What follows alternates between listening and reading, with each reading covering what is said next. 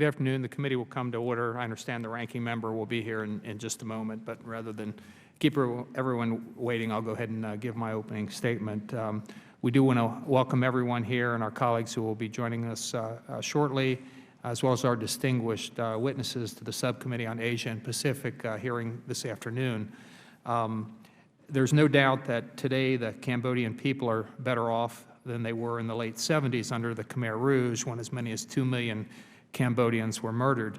But while the region has significantly changed since the days of the Cold War, Cambodia has taken very few steps to open its political system and move toward a more transparent and responsive regime. The past 30 years have shown that Cambodia's dictator, Prime Minister Hun Sen, has not and will not tolerate real political debate. And the upcoming national elections have only underscored the deterioration of the human rights landscape in Cambodia over the course of the past few years. On October 23, 1991, 19 countries joined together to sign the Paris Peace Agreement, which offered a political settlement aimed at ending the tragic conflict and continuing bloodshed in Cambodia. It also laid out the process for building a just and democratic Cambodia anchored in human rights and the rule of law. The United Nations maintained a mission in the country until 1993 to supervise the ceasefire, prepare Cambodia for its new constitution, and help ensure that its first general elections were free and fair. It was this agreement that planted the seeds for an environment in which the respect for human rights could be protected and could grow. 20 years have passed since Cambodia held its first national elections, but the vision for the Cambodian people that the international community put in writing is not yet a reality. Cambodia remains consumed by a corrupt political system that is becoming more authoritarian with each passing day. Hun Sen and the ruling Cambodian People's Party do not foster democratic discourse or respect the fundamental freedoms that will allow the Cambodian people to live more prosperous and fulfilling lives. Despite the large amount of foreign aid the U.S. and international community has provided to the Cambodian government and its people for the purposes of promoting human rights, civil and political liberties, improving educational standards, combating health risks, and increasing food security, Hun Sen is taking every action to make it nearly impossible for this aid to be effectively used in a political and social structure that is mired in corruption. On July 28th, Cambodia will hold its 5th election behind a false veil of democracy, during which Hun Sen will win his 4th term as Prime Minister through the incitement of political violence, corruption, and nepotism. This victory will only ensure a political, social, and economic future for the Cambodian people that is both uncertain and dire. The list of intimidating and repressive actions taken by the CPP is long. Last month, they expelled 27 elected opposition legislators from the National Assembly and attempted to prohibit radio stations from broadcasting all Khmer language foreign news. It also refuses to allow opposition leader Sam Rainsy from running in the upcoming election, has made death threats to human rights activists and organizations, and inhibits other opposition party members from running effective campaigns. In addition to severely restricting freedom of speech and association, Hun Sen has warned the Cambodian people that if they do not re-elect him, civil war will return. I commend the international community for its decision to not send election monitors to Cambodia and legitimize Hun Sen's illegitimate victory, but declaring the election not free or fair is not enough. U.S. policy toward Cambodia needs to change, and the Obama administration needs to take a much tougher approach to Asia's longest ruling dictator. I intend to introduce legislation which complements a bill Senators Graham and Rubio introduced last month, urging the State Department and USAID to not support the national elections if the UN recommendations made in July 2012 by the UN Special Rapporteur on the situation of human rights in Cambodia are ignored, and political opposition parties and leaders are excluded from the election. So far, neither has happened. The legislation also calls for the U.S. to withhold foreign assistance to the Cambodian government if the elections are not judged credible and competitive. Cutting off direct aid to the Cambodian government, specifically foreign military financing and international military education and training funding, is a tangible action the U.S. can take to show its condemnation of the upcoming fallacious and undemocratic election.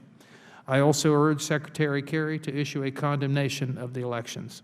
A department press release is not enough and will only highlight the administration's indifference toward Hun Sen's actions and the human rights of the Cambodian people.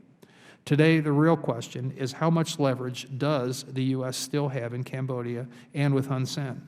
And how can the U.S. leverage its assistance to better address the growing human rights abuses in Cambodia at a time of incredible political instability? We have seen Cambodia's political and economic ties with China significantly grow, which has impacted the effectiveness of U.S. assistance to advance the rule of law, democracy, and human rights. Chinese loans, infrastructure development, investment, and aid has grown alongside Cambodia's resistance to address these abuses, which calls into serious question the administration's decision to increase military financing to Cambodia and our overall aid strategy. I look forward to hearing from our witnesses this afternoon regarding all the issues that I've just mentioned. And I now yield to my good friend from the American Samoa, the ranking member, Mr. Feli Vega, for his opening remarks. Thank you, Mr. Chairman, and I also would like to offer my personal welcome to our distinguished witnesses here this afternoon. Mr. Chairman, lately our country seems to be on a mission to stir up discord here, there, and everywhere in parts of the world where we could use our allies and partners. It's my hope that in the case of Cambodia, we will proceed more cautiously. When I served as chairman of the subcommittee, I held 2 hearings about Cambodia because I believe the United States needs to make right what we have done wrong in Southeast Asia. History shows that the United States failed Cambodia miserably, yet the title of today's hearing presupposes that Cambodia is to blame for not being democratic enough for our liking. In their testimony, however, I'm hopeful that our panel of esteemed human rights witnesses will advocate more for and on behalf of Cambodia, calling upon the United States, for example, to forgive Cambodia's debt. During the Lon Nol period from 1970 to 1975, Cambodia incurred a debt of about $276 million through the provision of the agricultural commodities from the U.S. Department of Agriculture. As of December 2011, with accrued interest applied to successor governments in Cambodia, the amount of debt now is over $460 million, with about $437 million in arrears. Yet Marshal Lon Nol seized power in 1970 in a military coup against Prince Sihanouk with the encouragement of the United States in order to create a buffer state for the United States forces then engaged in the war in Vietnam. Lon Nol's government, the Khmer Rouge Republic, was chaotic, dictatorial, and corrupt and depended upon large quantities of U.S. financial assistance, including the loans which created the current debt. Marshal Lon Nol's regime was overthrown on April 1st, 1975, when he fled into exile, and the United States abandoned, Mr. Chairman, abandoned Cambodia and its people. The Khmer Rouge Republic was followed by the coming to power of the Khmer Rouge. Led by Pol Pot, also known as Brother Number One, the Khmer Rouge was one of the most brutal regimes of the 20th century. Responsible for the deaths of an estimated 1.7 million people out of a population of only about 7.5 million, its heartless motto was, and I quote, "To keep you is no benefit, to destroy you is no loss." As chairman of the Asia-Pacific Subcommittee, I visited Cambodia twice. No one came away from that experience without wanting to lend a helping hand. To this day, I cannot erase from my mind the images of Tol Sling or the killing fields, where babies were torn out of wombs or beaten against trees until their skulls cracked open, where men, women, and children, families like yours and mine, were tortured, suffocated, skinned alive, and buried alive.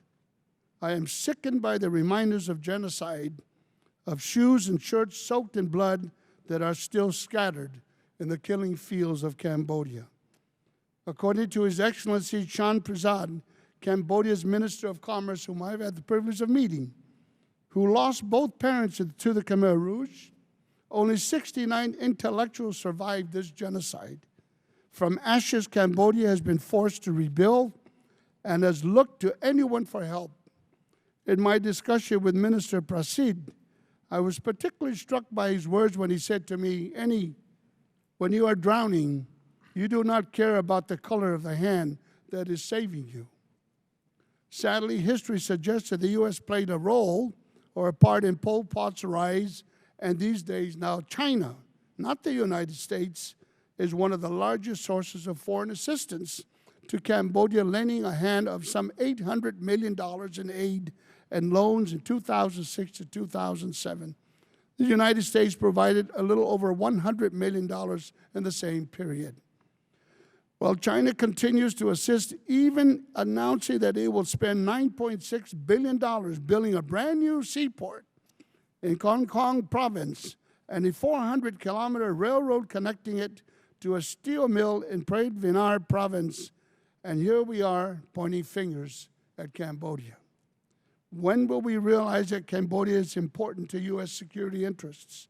When will we approach the U.S.-Cambodia relations a little more responsibly?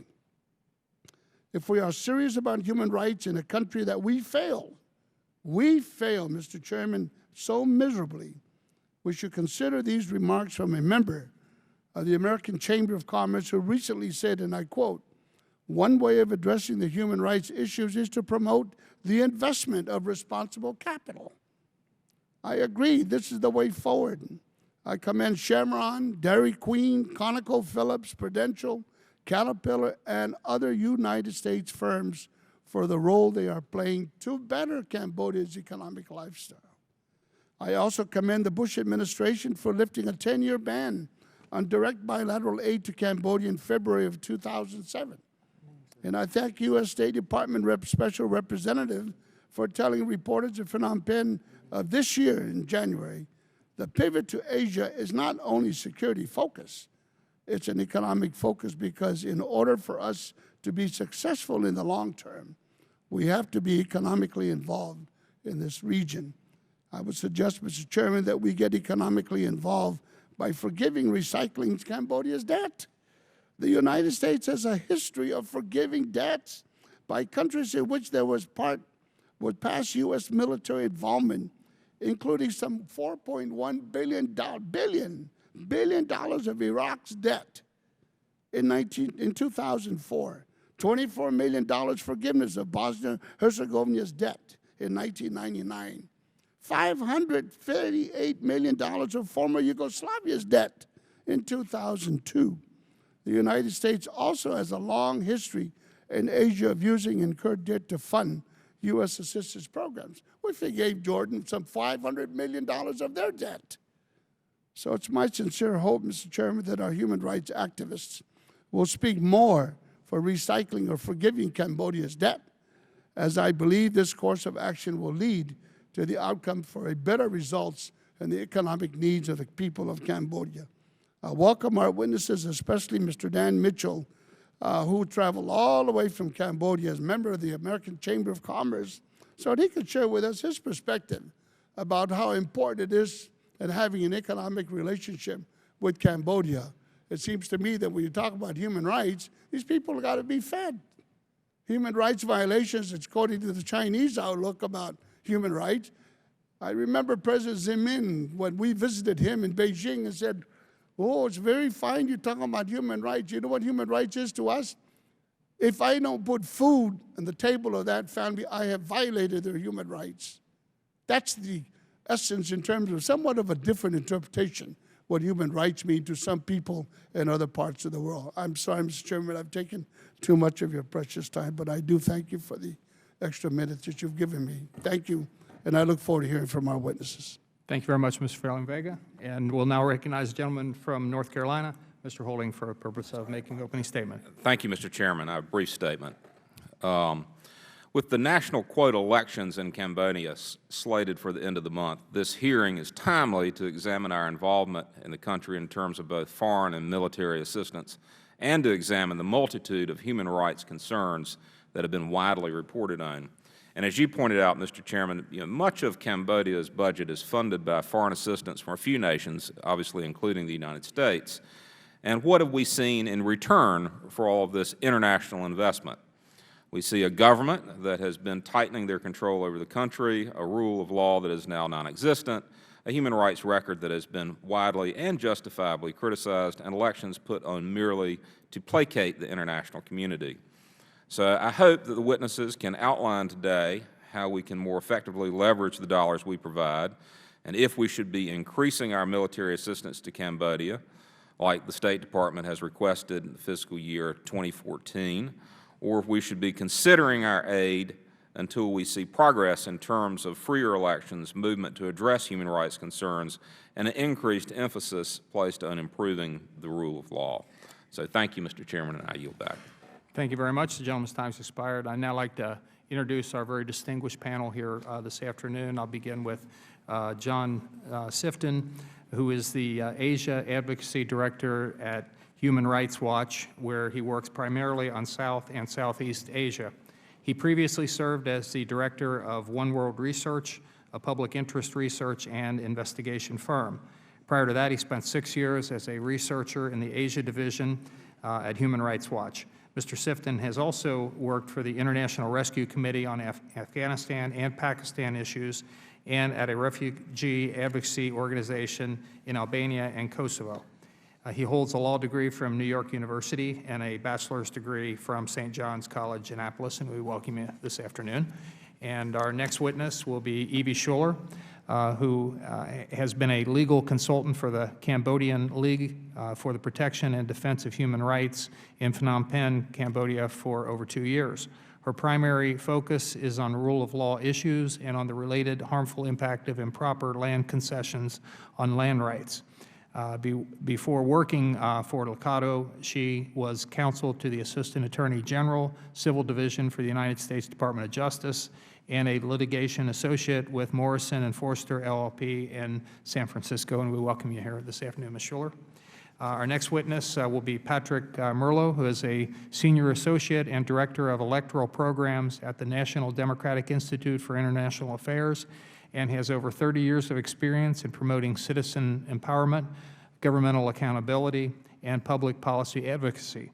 He oversees the Institute's programs concerning nonpartisan citizen election monitoring and advocacy for electoral integrity, political party electoral integrity activities, constitutional law reform efforts, and international election observation. Mr. Merlo has worked in more than 65 countries for NDI, focusing on conflict-sensitive states and countries that are vulnerable to authoritarian tendencies. He is a frequent public speaker and has worked with the United Nations and other governmental organizations dealing with human rights and rule of law issues. Mr. Merlo has a JD from the University of Pennsylvania and completed his undergraduate education at Temple University, and we welcome you here, Mr. Merlo. And our final witness here this afternoon is Daniel Mitchell, who is the CEO and Managing Director of SRP International Group, an investment and advisory firm focused on developing opportunities in Asian emerging markets. Prior to joining SRP International, Mr. Mitchell was head of strategic planning and mergers and acquisitions for Ford Motor Company's Automotive Components Division, and a manager in charge of strategic planning for Mitsubishi Motors. He sits on the American Cambodian Business Council Board of Governors and is the founding member of the AmCham Corporate Social Responsibility Committee. Mr. Mitchell holds an MBA from Miami University of Ohio, very close to my district, and is actually in Speaker Boehner's district, and my staff director graduated from that institution, as did my brother and my son. And I almost went there myself. I had a full football scholarship offer, but went somewhere else. So still a great university. So I want to again thank the panel for being here this afternoon, and we'll begin with Mr. Sifton, and the same rules will apply to all. We have a 5-minute rule. There's a lighting system. The yellow light will give you a warning that there's 1 minute to wrap up. The red light comes on. We'd appreciate you wrap up your testimony by then, if at all possible. Mr. Sifton, you'll be our first witness this afternoon. Thank you for inviting me to testify today. Many of us in the human rights community really appreciate your attention to Cambodia, which is an all too often overlooked country, seen by many to lack geostrategic significance. Mr. Chairman, as you suggested yourself just now, Cambodia at this moment is standing on a precipice of sorts. Over 20 years after the Paris peace agreements, over 30 years since the mass crimes against humanity and genocide that occurred, the country's civil and political situation remains highly problematic. Human rights, democracy, the rule of law, things that were promised in the 1991 Paris agreements remain troublingly elusive. The problem here isn't inertia or habit. It's the result of a set of particular political facts, a particular person, in fact, and a particular party. Cambodia's ruler, Hun Sen, and his party, the Cambodian People's Party. Hun Sen and the CPP control almost every aspect of governance and civil life in Cambodia, including the military and police forces. All of Cambodia's top military and police commanders sit on the CPP's Central Committee. Hun Sen, in power since 1985, has consolidated his CPP-based rules so that he controls almost every lever of power in Cambodia. And no decision of any significance is made without his or his party's consent. One of the results of this situation is that Cambodia's supposed democratic governance is not, in fact, democratic. Now, given that Cambodia is set to hold elections less than 20 days from now, I thought it would be useful to provide a quick review of the last 4 elections to explain the context and the reality of this upcoming one. And that's what I've done in the written version of my testimony, which is submitted for the record. I note here that in the first election after the Paris agreements in 1993, Hun Sen and his party actually lost, and yet unwilling to accept the results of the elections, he threatened to go to war with the opponents to ensure his continued leadership. I also noticed the major violence in the run-up to the country's second elections in 1998, including a March 30th, 1997 grenade attack on opposition leader Sam Rainsy across the street from the National Assembly. An attack in which the FBI concluded that Hun Sen's bodyguard unit was actually implicated. And I note that in July 1997, Hun Sen carried out a coup against his co-prime minister and installed a pliant politician in his place. Do you remember this Newsweek cover from 1997? Perhaps you don't. But this is the vision of Hun Sen that we had at that time, 15 years ago. His forces, in the wake of that coup, carried out a wave of violence and summary executions that led to congressional hearings like this one here in the United States, international condemnation, and a disruption of aid to Cambodia. That was 15 years ago. A lot of blood was spilled, people were killed, and images of bodies floating down the Mekong River were carried by media services around the world. In 2003, and again in 2008, Hun Sen and the CPP again dominated the electoral process. Then, as now, they controlled the appointments, the membership of the National Election Committee, as well as the courts. That was how it was then, and that is how it is today. At this time, the leader of the opposition, Sam Rainsy, is not even able to campaign. He's been living in exile, convicted in absentia in a politically motivated case, and he's not even on the ballot as a candidate. And notably, the small slate of standing opposition candidates were, as you said, kicked out of the parliament last month for spurious and politically motivated reasons. Although Sam Rainsy recently announced that he plans to return to Cambodia in 10 days' time to campaign for his party's candidates, he's likely to be arrested and jailed upon return. The United States has already told Hun Sen and his colleagues that an election with a leader of the opposition banned from the contest and the small opposition dispersed, the legitimacy of such an election is in question. If Sam Rainsy is actually put in prison when he returns, the question is essentially answered. The election will not be a legitimate democratic exercise. What will occur on July 28th and what is occurring beforehand is an illegitimate theatrical enterprise aimed at appeasing the international community. So the main question for the United States now is not what the administration can do or demand in the next 19 days, but what the United States will say and do after the election. What will the United States do to address this, and will they again condone what amounts to fake democracy? That's the question before us now.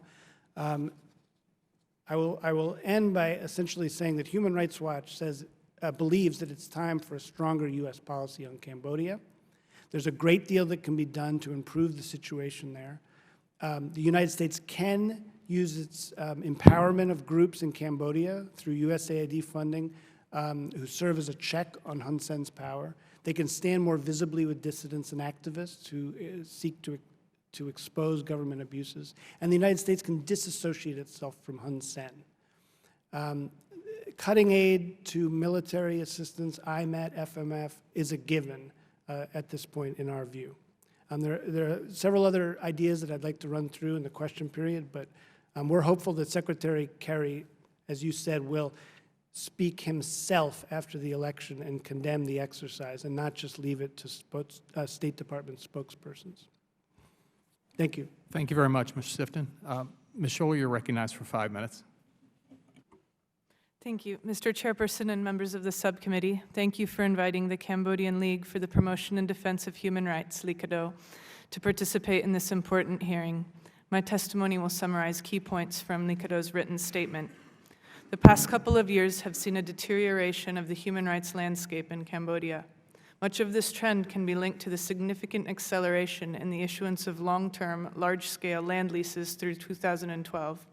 As of May 2013, over 2.2 million hectares have been granted to private firms in the form of such leases, the vast majority of which have been issued in disregard of safeguards expressly provided for in the Cambodian land laws.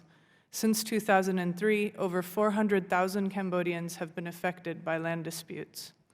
Human rights defenders, particularly those working in land rights, have been targeted for harassment, threats, unjustified criminal charges, and violence. State forces, including the military, continue to provide assistance and protection to private companies involved in land disputes with villagers, as well as taking part in forceful and occasionally lethally violent evictions. The following is a non-exhaustive list of recent violence perpetrated by members of the military. On December 12, 2011, a commanding military officer acting as a security guard for a private company shot at a group of villagers, injuring 3. The villagers had been demonstrating against the clearing of farmland by the company. On January 18, 2012, military personnel acting as security guards for TTY Company opened fire on a group of civilians who had gathered to prevent clearing of their farmland by the company's excavators. 4 villagers were injured by bullets. 4 men were eventually convicted and sentenced to a paltry 2 to 3 years, with each sentence also significantly suspended. On April 26, 2012, well-known environmental activist Chutvuti was shot dead in a remote corner of the Cardamom Mountains while investigating illegal logging. Military police officer In Ratana was also killed by gunfire, and 2 other members of the military were present. Government officials put forward an array of bizarre and contradictory explanations for the death before finally pinning the shooting on Ratana based on an implausible scenario which was never substantiated with credible evidence. And on May 16, 2012, a large military operation saw hundreds of soldiers, military police, and police, aided by a helicopter, storm a remote village in Kratie province. Authorities claim the operation was organized to arrest 3 ringleaders in an alleged secession plot. Villagers, meanwhile, say that the attack was motivated by an ongoing land dispute with Kasatim, a firm that claims villagers are infringing on its large land concession. The operation resulted in the shooting death of a 14-year-old girl, Heng Chanta. There has been no indication of any investigation into the shooting, nor have there been any arrests. Events over the past month have also significantly undermined Cambodia's upcoming national election and are threatening its legitimacy. LICADO has investigated numerous attempts to intimidate or obstruct members and supporters of opposition parties at the commune and village levels. In the first 5 months of 2013, a total of 18 cases of politically motivated intimidation were documented. In June of this year, the National Assembly's Permanent Committee, which is comprised entirely of ruling Cambodian People's Party members, stripped all opposition party members of parliament of their parliamentary status, as noted. This left the legislative body with an unconstitutionally small membership of just 94. Regardless, the body has continued to pass politically motivated legislation and to begin consideration and debate of the country's 2014 budget. The removed parliamentarians have also been stripped of their parliamentary salaries and immunity. In late June, the government also issued 2 separate orders seeking to drastically censor the media. The more expansive of the 2 orders was revoked on June 29th, following loud public outrage. We are extremely grateful to the United States and its ambassador to Cambodia, William E. Todd, for taking an immediate and firm public position against the ban, an act which no doubt played a large role in the ban's reversal. The earlier order, however, issued on June 21st, also bans all media from broadcasting foreign reports regarding opinion polls, surveys, and election results. This ban remains in place and will take effect on July 23rd, 5 days before Election Day. In light of these and other abuses as described in our written statement, we respectfully suggest that the United States review its military aid and cooperation with the Cambodian military to take into consideration the deteriorating conditions of human rights in Cambodia. Thank you. Thank you very much. Mr. Merlot, you're recognized for 5 minutes. Thank you, Mr. Chairman and members of the committee. Thank you for the opportunity to address the conditions in Cambodia and leading up to the crucial July 28th elections. I'll briefly summarize my written submission to the committee and ask that it be included in the record. Without objection, so ordered. You might want to pull the mic a little bit closer, too, just make sure everybody in the room can hear. Thank you. Since the beginning of Cambodia's 1992 transition, NDI has been involved in a series of programs that covers a range of issues with activists, political parties, and institutions in Cambodia to help create democratic governance and respect for human dignity. Though there has been progress in some areas, Cambodia's government is mired in a corrupt, semi-authoritarian political system, while Hun Sen and the ruling CPP have stunted Cambodia's democratic development, even though they receive large amounts of international aid. The international community, in our view, therefore needs to intensify support of Cambodians who are seeking and striving for democracy and human rights, while making it clear that a Cambodian government that lacks democratic legitimacy is a threat to the nation's stability and cannot be treated as a reliable partner. Otherwise, the spirit as well as the provisions of the 1991 Paris peace agreements will ring hollow. Mr. Chairman, Cambodia's electoral process, again, is not measuring well against international standards. Cambodia's National Election Committee, the NIC, is not an independent and impartial body. Recommendations put forward last year by the UN Special Rapporteur on Cambodia, as you noted, are important for ensuring democratic elections, but have largely remained unaddressed, which casts a shadow across the upcoming polls. While violence is less of a factor and concern than it has been in past Cambodian elections, the threat of violence is still a factor. Prime Minister Hun Sen's threatened civil war and return to a Khmer Rouge-like era if citizens vote for members of the opposition is an illustration of this. He has repeatedly attacked CNRP Vice President Kem Sokha, even accusing him of pedophilia and statutory rape, while among other things, Sokha faces charges of defamation for calling the CPP's campaign dirty, an ironic and illuminating fact. The CNRP President, Sam Rainsy, as you've noted, is forced into self-imposed exile in the face of politically motivated prison sentence. Nonetheless, he has recently pledged to return to Cambodia.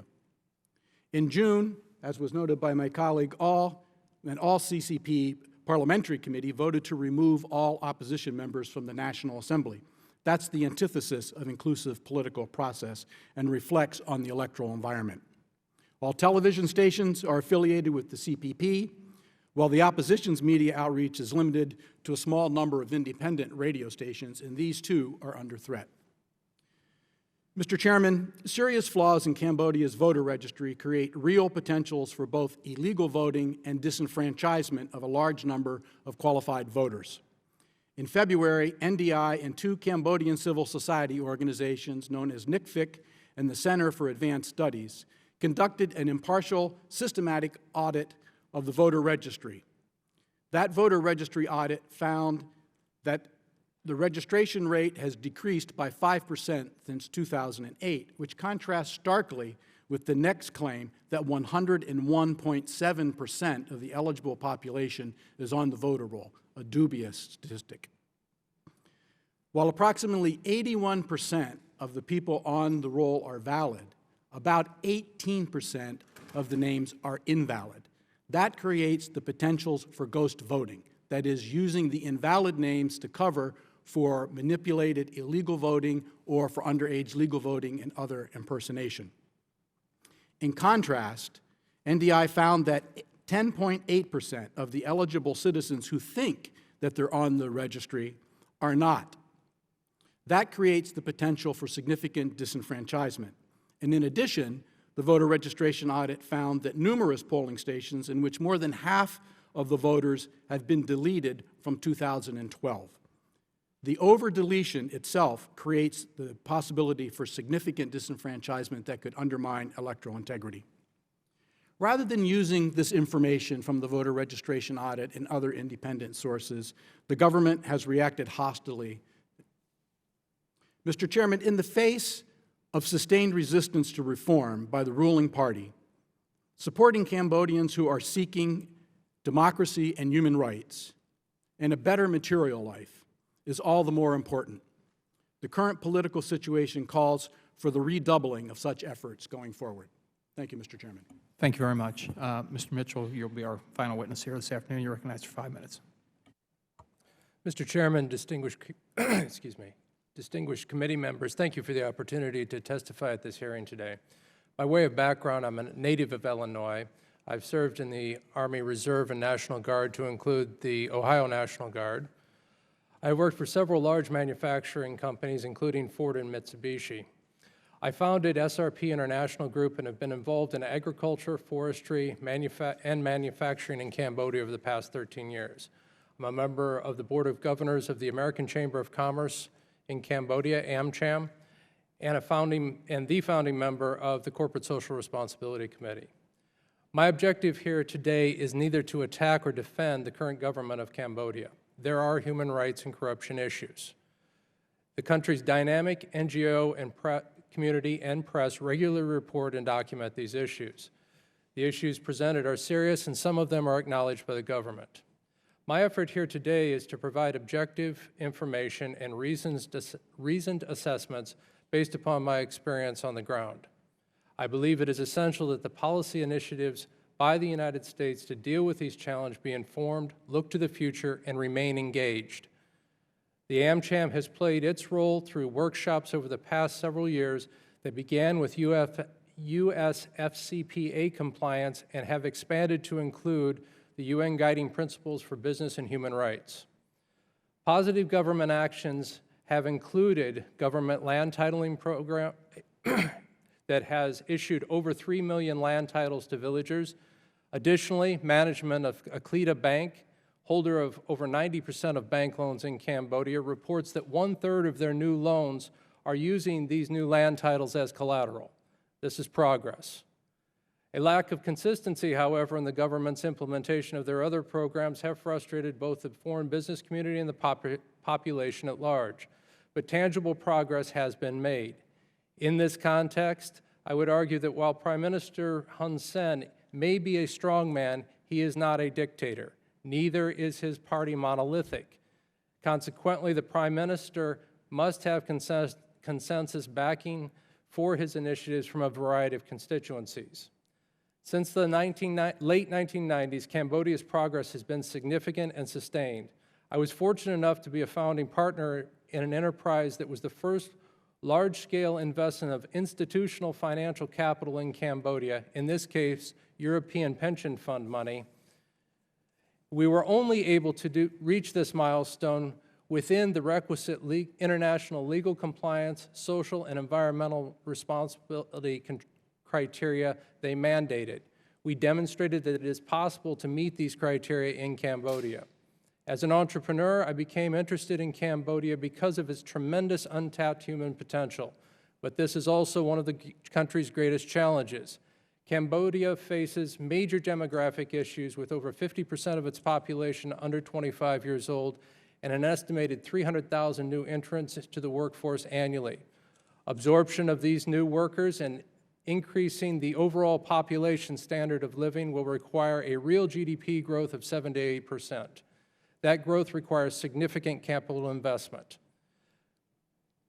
This must be socially and environmentally responsible investments and address the gaps in the skills of graduates of Cambodia's education system. The issue of youth skills and employability is of increasing significance and has greater long-term social crisis potential than the current human rights issues capturing the headlines. Economic security is the most basic of human rights. American companies and those from other developed countries can lead by example in the area of fair labor practices, environmental sustainability, and corporate social responsibility. Our behavior sets the standards in marked contrast to experience with Chinese investors who have created serious issues for local population. But in our absence, the Chinese stand ready with both investment and aid. We can be sure that human rights and corporate social responsibility are not discussion points in these negotiations. Rather than withdrawal of U.S. aid, I would advocate reallocation of portions to programs for the development of democracy. Cambodia-U.S. relations are at a crossroad. History has provided the leadership of both countries with the opportunity to work together to achieve common objectives that are of universal appeal. I look forward to your questions and further discussions. This is a summary of a longer written statement. Thank you. Thank you. Thank you very much to all the witnesses, and we'll now ask questions here, and I'll begin with myself for 5 minutes. The subcommittee hosted an event last month to screen the award-winning documentary, Even a Bird Needs a Nest, which depicts the scourge of forced evictions in Cambodia perpetrated at the hands of the government. I reviewed the tape last night myself. Unfortunately, the people were speaking Cambodia, and it had French subtitles, and I hadn't taken French since college. I got the gist of it, but a lot of it went beyond. But Mr. Mitchell, in the past, you said that U.S. investment will help the human rights situation and difficulties over land disputes in Cambodia because it's subject to higher standards, such as the Foreign Corrupt Practices Act. As you're aware, land grabs have become an enormous problem throughout the entire country, and nearly 1 million people have been forced out of work or have no home to go to due to these forced evictions, which have not ceased despite Hun Sen's promises. One of my concerns regarding this issue is whether or not U.S. companies are involved in these land evictions. How is Cambodia implementing the standards established under the Foreign Corrupt Practices Act, and how has your work helped set these standards in Cambodia?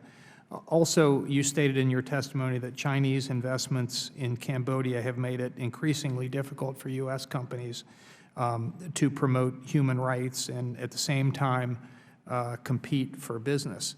How are you and the businesses you represent effectively helping the human rights situation in Cambodia and conducting responsible business despite the country's corruption and lack of rule of law? And what are you specifically doing to help stop these land grabs and help the Cambodian people? And then I'd be happy if Ms. Schuler might want to comment on the land grabs as well. So Mr. Mitchell and then Ms. Schuler. That's a very long list of questions. It is. And you've got like 60 seconds to answer them all. Excellent. Forced land evictions at the end of the day are just a bad business practice. The economic land concessions involved are primarily agriculture. A few of them are involved in plantations. There's a need for labor involved in any economic land concession. As such, we advocate, we've worked with the Cambodian government, the Ministry of Land Management, and the German development agency, GIZ, the development of what is referred to as the leopard skin approach to concessions. This is effectively setting aside space for existing occupants, not relocating them, working around them, and using them or providing them labor in employment opportunities at a livable wage. This has proven very, very successful for Grandis Timber, which I was CEO of for 5 years, and is cited in one of the UN reports on the land grab issue as one of the best practices. With regard to US FCPA issues, we at AmCham advocate this. We hold basically annual seminars on this, which has enjoyed the support of, I believe it was the Treasury Department. And additionally, the Cambodian government is sending senior level officials.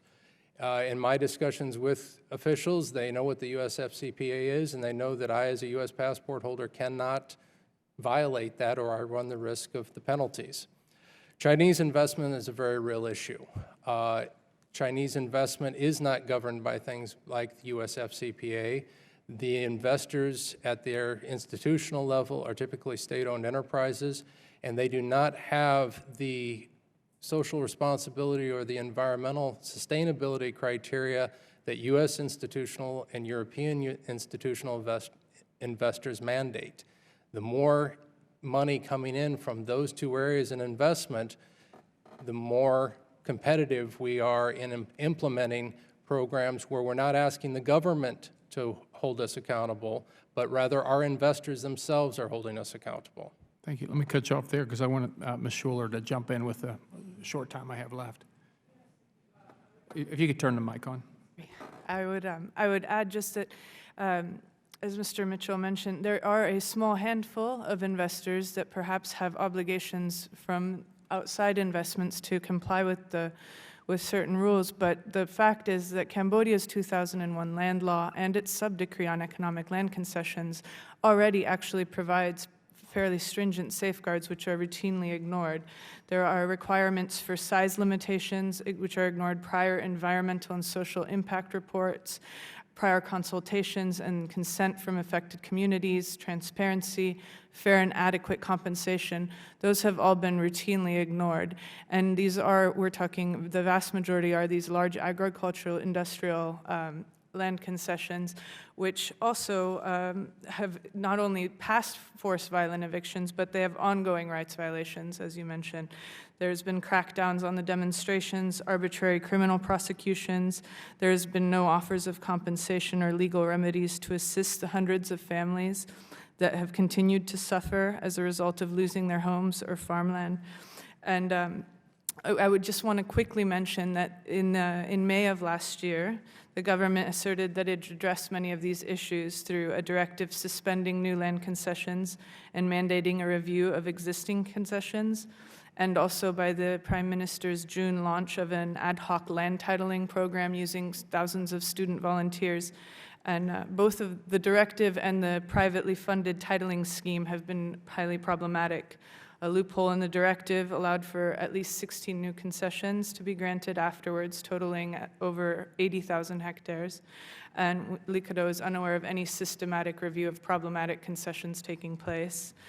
And while the push to expedite land titling is laudable in theory, the program completely bypassed established land titling state institutions set up to perform these duties. So the program has been implemented in a secretive manner with no provisions for independent monitoring, with civil society organizations explicitly told to stay away, and numerous credible reports from landholders, especially in indigenous communities, being intimidated or tricked into accepting terms dictated by volunteer students. So such individual titles undermine these indigenous communities' communal land titling efforts. Okay, thank you very much. My time's expired. I'll recognize the ranking member for 5 minutes. Thank you. Thank you, Mr. Chairman. I thank the witnesses for their testimony. And I know quite obviously we've got some real good discussions here.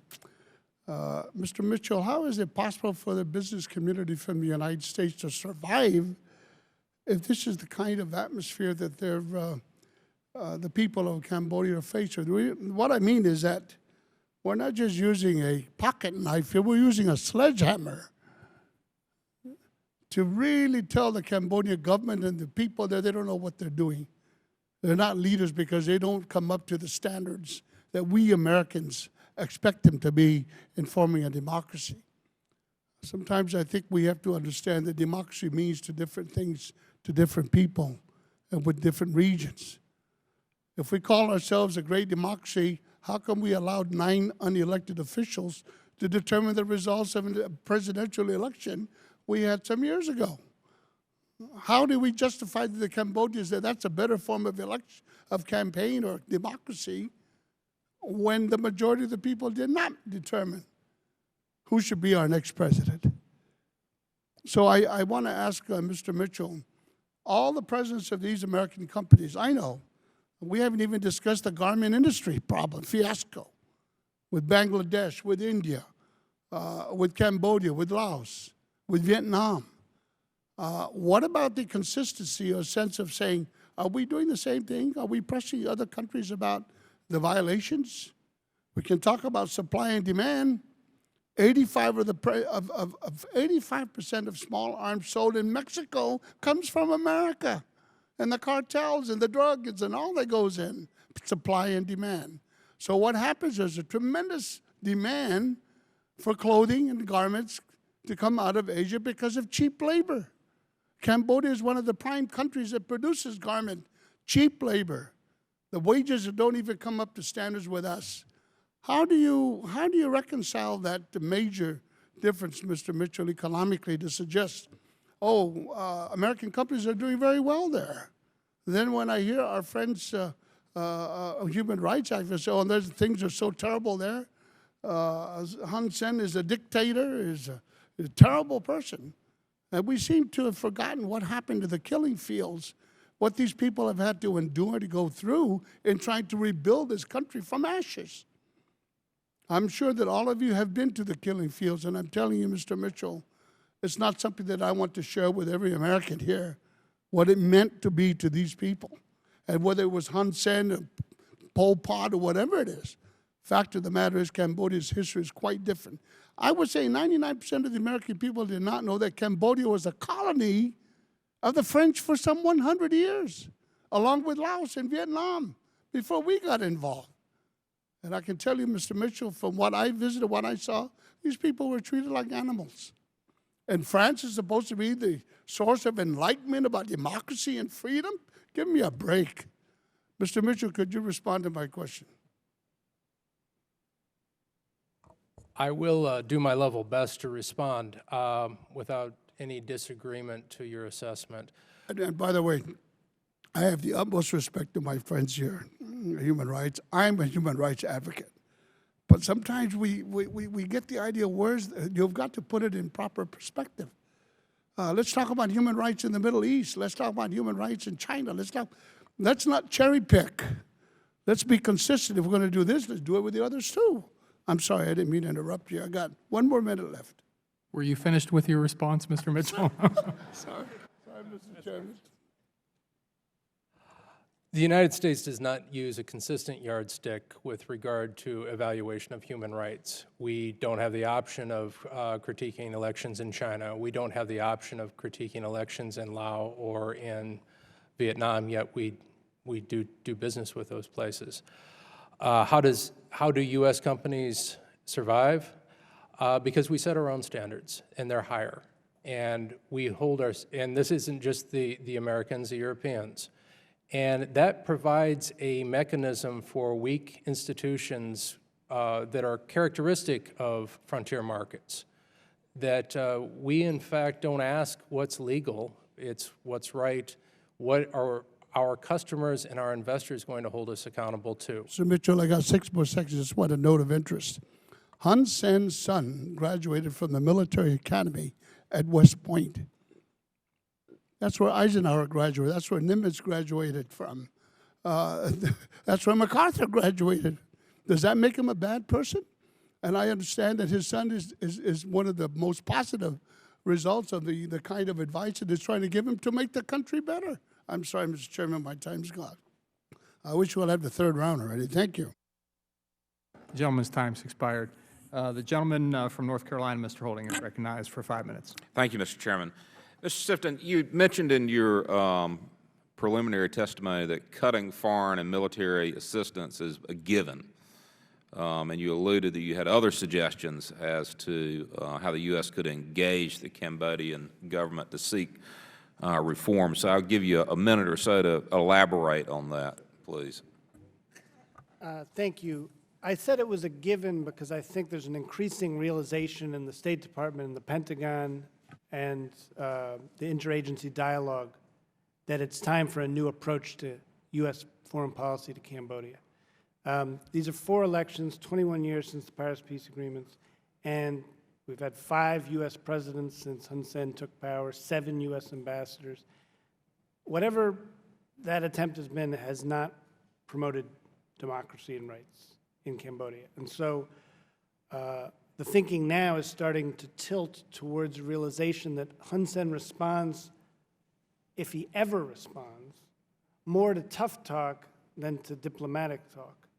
Talk all the same, but tough talk in the sense that a warning is put on the table. The money is not so much the issue. IMED is small, FMF is small, but it's symbolically quite potent.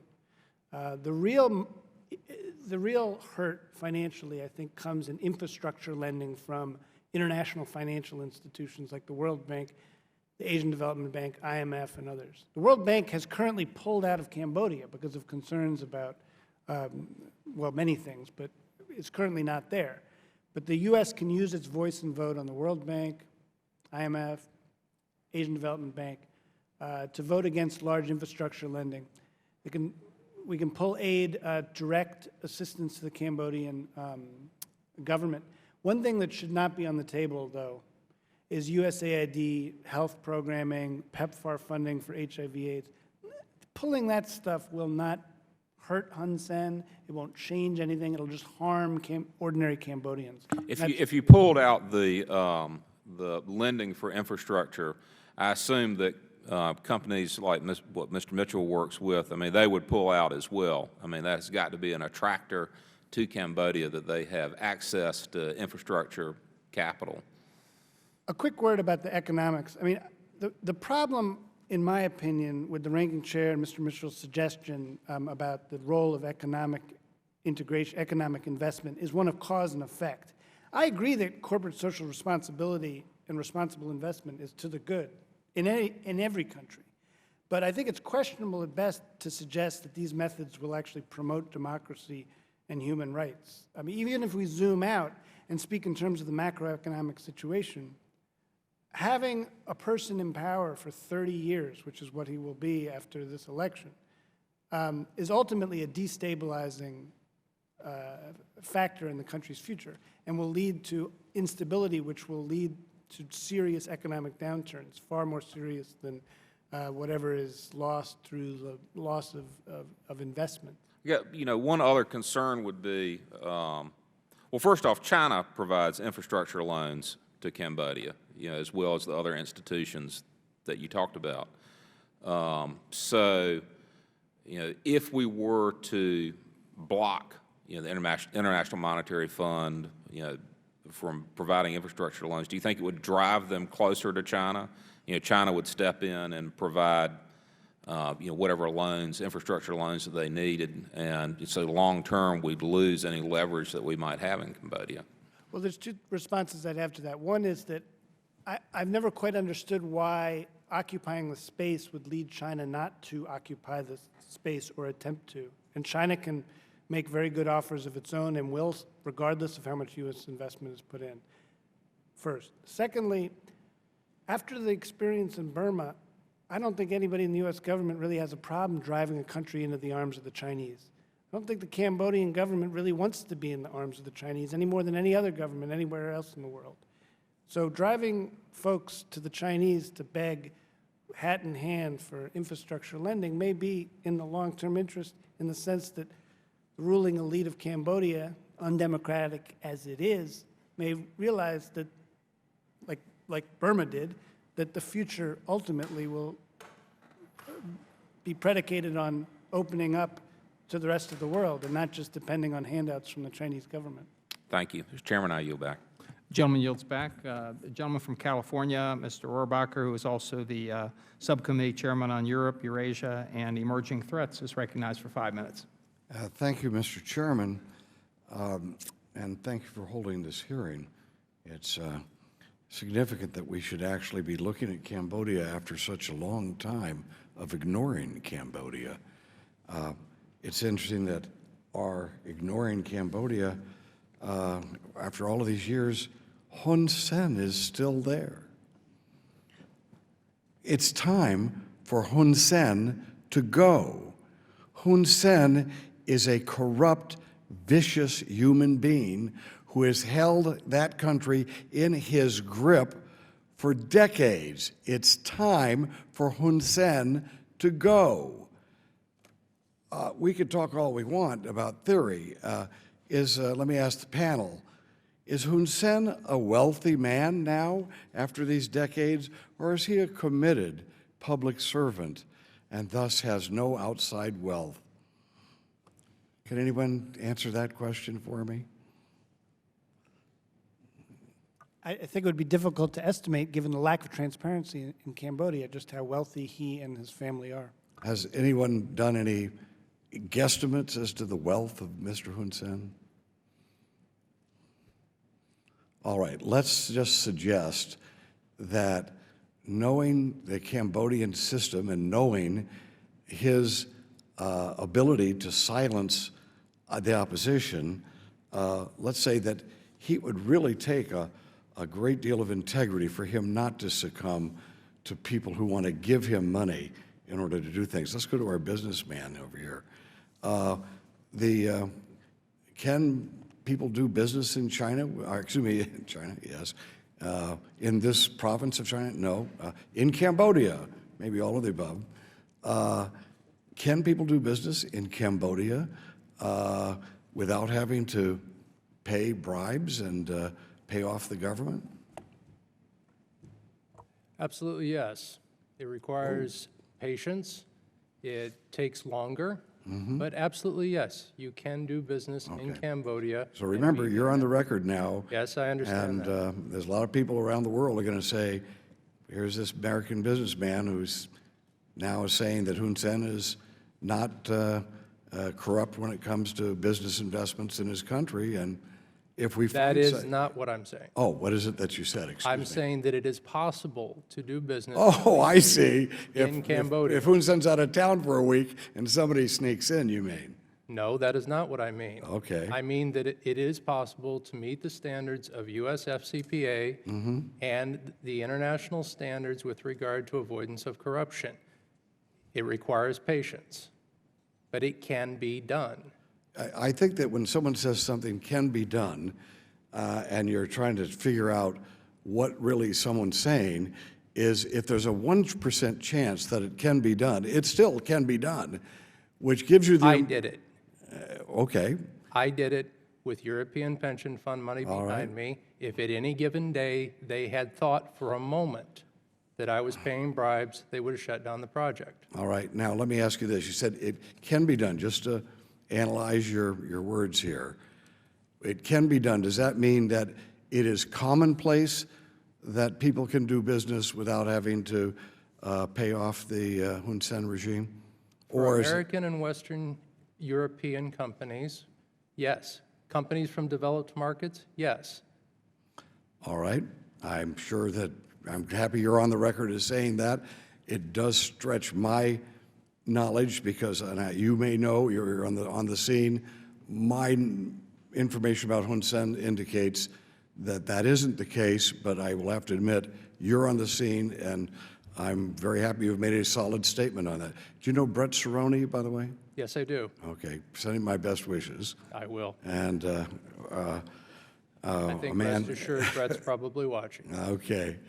Let me ask you this, and let us remember, Hun Sen would not be in power, Mr. Chairman, if it wasn't for the cowardice of the United States. Let me just suggest, Hun Sen lost the election that was held after the peace agreement in 1991. He lost the election. There was someone else elected prime minister.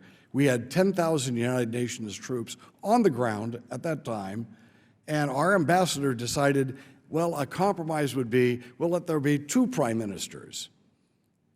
No, the compromise was you should have followed what the election was all about and had the person who was elected become the prime minister. So whatever problems we face right now with Cambodia can be traced back to the cowardice of our own government in making sure that we stood tall for democratic principles at a time when we could have enforced that adherence to the democratic process. So now Hun Sen is still there, and it's time for Hun Sen to go. Thank you.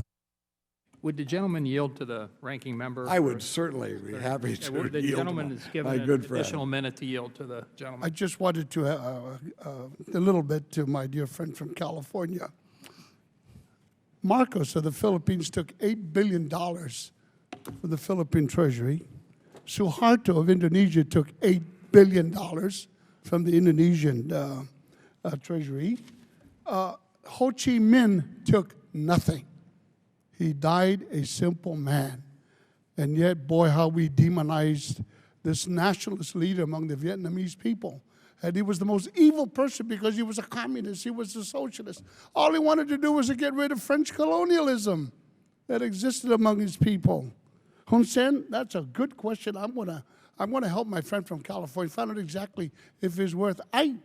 My impressions, Mr. Chairman, is that if he was so rich, I don't think Cambodia would be in a situation the way it is now. And by the way, U.S. laws do prohibit the kickbacks or briberies of officials when our businesses go overseas to do business. Am I correct in that, Mr. Mitchell? Absolutely.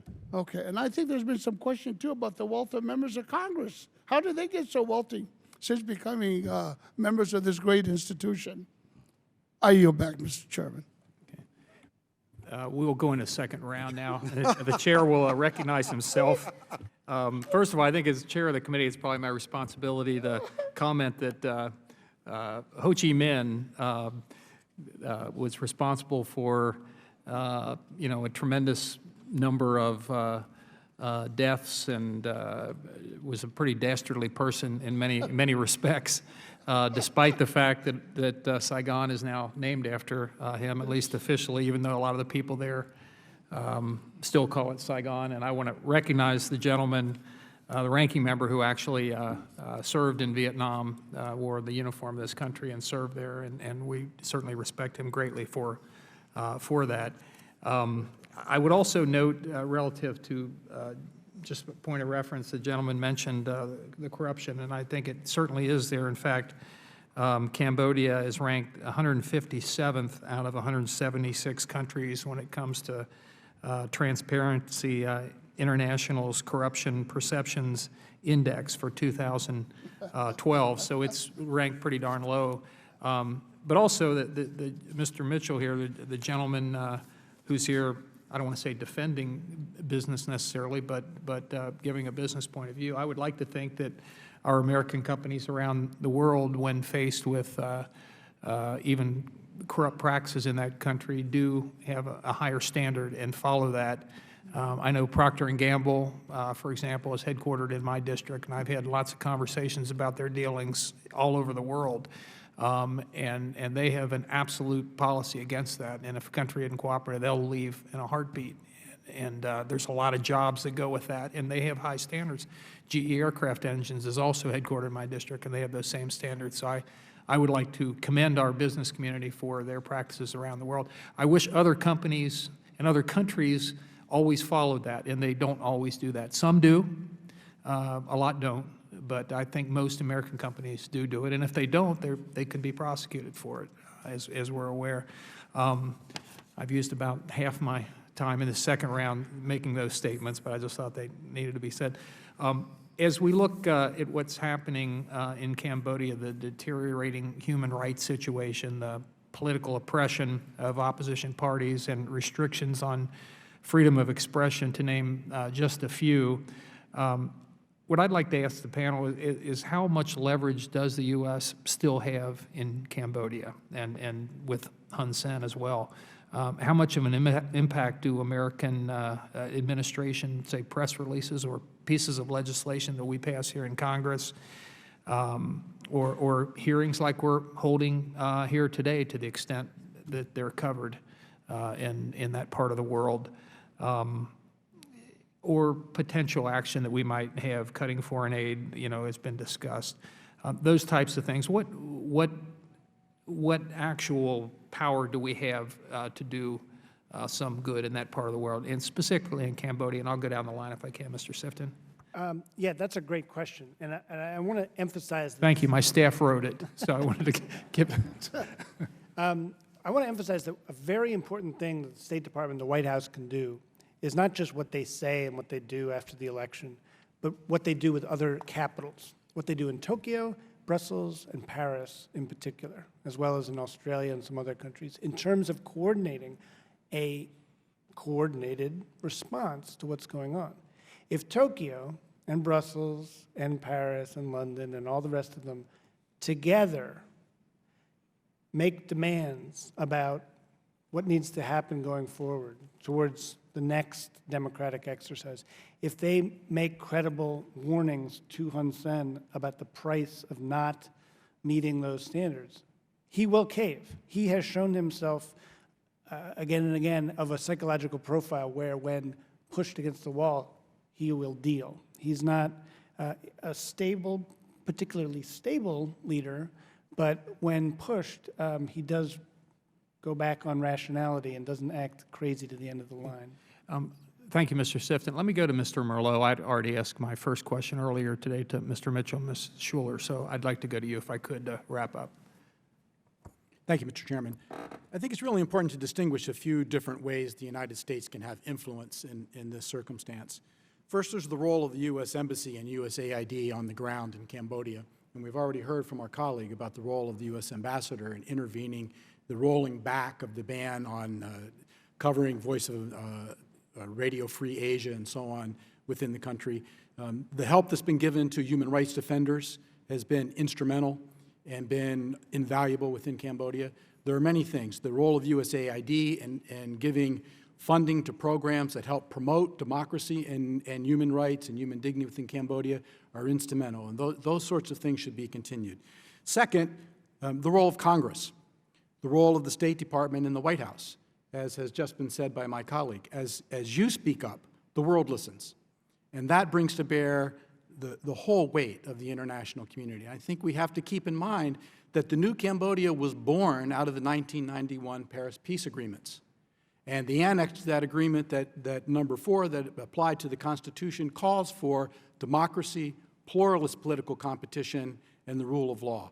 This is not international standards or U.S. standards that are foreign, that are being applied or somehow imposed on Cambodia. These are the things that the Cambodian people have been striving for and risking their lives for, even during the days of Pol Pot and in the 30 years since. It's our role to support them, to come forward, and it's your leading role, and the role of this committee is instrumental in that respect. Thank you, Mr. Chairman. Thank you very much, and I want to thank all the panel members. I'd like to recognize the ranking member for 5 minutes. We are dealing with a dilemma here in terms of how do we go about enunciating our foreign policy. As it may have been suggested earlier, that we become consistent. If we do it for one, we have to do it for Peter, we should do it for Paul. But when it comes to the realities as far as diplomacy is concerned, issues become gray. They become muddled into it because there's so many other factors to take into consideration. For example, let's talk about the rights of women. Let's talk about the rights of women on a worldwide scale. Oh, but we can't talk about it in Saudi Arabia because we import over $700 billion worth of oil from the Middle East and other countries. So which is more important, human rights of the women or the oil that we need to run our cars? That's where the problem of inconsistency comes in, not because diplomacy is bad, but the reality. It's the reality. We never criticized the Russians for their elections. Oh, we did kind of dabble a little bit on it. But has Putin given in to the pressures from other democracies and saying, hey, Russians, you're not doing a democracy here. What are you doing? Putin is a strong man. He's a dictator, in the opinions of some of our pundits and experts here. I can talk to you about Indonesia. 2.2 million West Papuans. At the point of a barrel of a gun from the Indonesian military under Suharto, you will vote for Indonesia, 1,000 West Papuan chiefs. all voted 100% in support of Indonesia's dictatorship. And guess who took a blind eye to this whole thing? Our own U.S. ambassador to the United Nations. Why? Because we needed Indonesia, because we were fighting the Cold War. We didn't care whether they were dictators or whatever, as long as they were with us. We can also talk about the CIA putting up the Shah of Iran. That's another mess that we created, and there's nothing to do with democracy. So we can, you know, I say this because I love my country, but sometimes we do things. Look what we've done in Iraq, and look at Afghanistan. Look at all these areas. Have we really produced the results that we wanted? Oh no, don't worry about it. Iraq's got all the oil in the world that will pay back the $1 trillion that we fought for some 10 years when we were there in Iraq. $1 trillion. And guess what? 10 major oil companies put up a bid, you know, for the use of the Iraq oil. Guess which company won the bid? The Chinese. And they never lifted a finger to help us fight Saddam Hussein. Anyway, Mr. Chairman, I think my time is up. I'm sorry, I apologize. And my dear brother there, Dana, I know he wants to ask some questions, but I yield back, Mr. All right, Chairman. the gentleman yields back. Gentleman from California is recognized to wrap this thing up. All right, just a couple notes about Ho Chi Minh. Let's just note, oh, he died a simple man, did he? Ho Chi Minh died in a presidential palace. He held power, absolute power, with a terror in North Vietnam, and he sent millions of his people to their death. It resulted in 400,000 Vietnamese were killed in his desire, what? To create a communist state, and guess what? He was the head of it. He was the one who wasn't going to have to worry about elections because he was in power. Now, he was a simple man, all right. And then, of course, what you really have to, by the way, the 400,000 South Vietnamese that were killed, that's after his troops took over South Vietnam. That's not during the process. Not to mention, I think a few people lost their lives in Cambodia due to Mr. Ho Chi Minh and his desires and his maneuvers for power in Southeast Asia. And yes, the United States tried to oppose him, and it was a bridge too far, and we walked away, and people who allied themselves with us were slaughtered. And nowhere was that more evident than in Cambodia. But now back to where Cambodia is today as compared to then. By the way, all those people who died in Cambodia, wasn't there a field commander of Pol Pot named Hun Sen? Am I wrong about that? No. So when we're talking about atrocities in the millions, there's nobody who comes close enough to Adolf Hitler and Joseph Stalin than Pol Pot.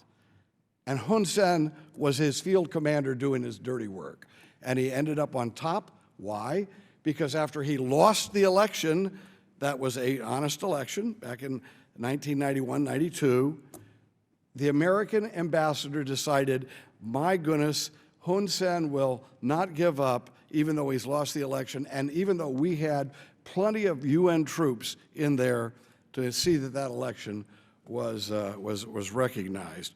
Back to where we are today, in terms of, I'm sorry, I know that Hun Sen's done right by your company and you're protecting the interests of your company, but a lot of people think that it's very corrupt in Cambodia, and that there might be a possibility that someone doesn't have to get sucked into it, but it appears by the analysis that actually most people think they are going to get sucked into it if they go there to invest. In that chart that we we're just talking about, or the chairman just mentioned, in terms of transparency and accountability, yes, Cambodia comes in 157th out of 172 countries, and countries like Yemen, Angola, Paraguay, Syria, they're all more honest than Cambodia in the analysis of this organization that makes its living by trying to do an honest analysis of what countries are human rights violators or not. Let's put it this way. I think that it's a very important thing that we are drawing attention to Cambodia today. It's important that these arguments get out. I do not blame our business community for trying to get in and make a profit. And I do believe what our witness said in his case and in the case of most American companies, because we have made it illegal for them to actually, breaking our law, for them to try to bribe somebody overseas. These other countries don't have that. Now, correct me, is there massive, am I wrong? Is there a large amount of Chinese investment going in to Cambodia? Am I wrong about that? You are correct. There is Okay. a tremendous amount of Chinese So investment. my guess is that the Chinese who are going in are not going in with the same regulatory burdens that our own companies have in terms of honesty and bribes and paying people off. And what we have seen and what we just heard testimony, Mr. Chairman, is that the people of Cambodia, some people who may have owned land for hundreds of years, are finding that their property is being taken from them. And their property is being stolen from them and often given to foreign investors. And what could be more of an insult to your own people than to be making a profit by selling out your people to foreigners who are there, of course, taking advantage of the fact that you can't have, without freedom of the press, which is very limited there, that they're not going to be exposed. So I appreciate you, Mr. Chairman. I appreciate my good friend Innie, and let me just note, this is a man who fought for his country. I was in Vietnam in 1967, but I was not in the military. But let me just note that when you said something good about Ho Chi Minh, some people I worked with are dead because of Ho Chi Minh, and they were not bad people, they were very good people. And yeah, sure, I would yield. Just Yes. for 30 seconds, Mr. Chairman, I just want to say, I wish we had more time so my good friend from California and I could debate Ho Chi Minh and what he stood for. Secondly, we talk about acquisition of lands. There's a saying among the American Indians, yeah, you stole our land, fair and square. I would like to talk about that in terms of what we've done as a country for the last 236, 37 years. It always seems to be, if you don't remember the past, you're condemned to repeat it. I sincerely hope that we'll be fared in the same way that the American Indians have lost their land. What have we done about it? Oh, they're getting spots of it here and there, but I wish it could have been more. But We let them open up casinos and take our money. What do you mean? because it's the only means of survival they've got in terms of economic opportunity. All the states continue their lotteries and their bingos and casinos. Oh no, the poor Indians, the Congress has got to see to make sure there's no mafia presence and all the syndicates and all this stuff. No, they run better gaming operations because it's under the auspices of the federal government. I'm sorry, I didn't mean to. 14 seconds, Mr. Thank you Chairman. very Thank much, you. Mr. Chairman. I thank my friend from But California. of course, Thank you. The chair would just note that the U.S. Native American policies are not within the purview of this committee, but I'm sure Congress does have committees that can deal with that issue. We do have India within our jurisdiction, but not American Indians.